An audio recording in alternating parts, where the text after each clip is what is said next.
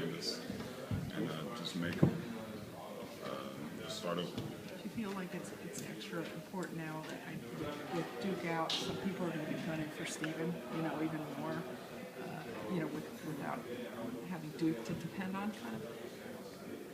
Does that put a little more responsibility on the receivers? I don't think it necessarily puts more responsibility on receivers. I just think it puts pressure on the unit to step up and for the other running backs who come in to really fill Duke's role. How important is to make sure, this FSU loss doesn't beat you guys twice? You guys have to figure about that and move on. Just talk about that a little bit. That's huge because a lot of times teams coming off a big loss like that, they can't get over it. And you can see it lingers throughout the rest of the season. So our main focus is just put that behind us and start fresh and really lock in for Virginia Tech. You guys definitely can't linger because obviously this Tech game is more important than that FSU game because of the coastal and the ramifications. Just talk about that a little bit. Virginia Tech has been to the AC Championship numerous times where we haven't been yet. So they're a real experienced group and they know how to get there. So we have to do our best to prepare for them. And just talk about the preparation for them. Their defense and their special teams have always been beasts. No matter if they're having a down year, it just always seems beamer ball.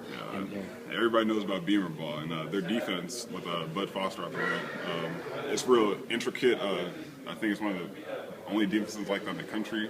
So it's interesting to prepare for it. You get really funky looks, but you have to know what you're doing. Talk about this team being able to bounce back from adversity over and over again, whether it's, losing Phillip, whether Stevens hurt, and Williams has to come in, now Duke. Just talk about the adversity you guys have seemed to always bounce back from. We've really been prepared throughout the year because you never know who you can count on, but everyone needs to have that next man in mentality and step up when their name's called. Asante, the beamer ball, how would you describe that? And is it still really in existence? They're not doing as well this year on special teams. They're not doing as well, I guess, but it's still always going to be around. It's something you always have to be worried about because he's a guru. He's been doing it for years, and they're definitely a well-coached team.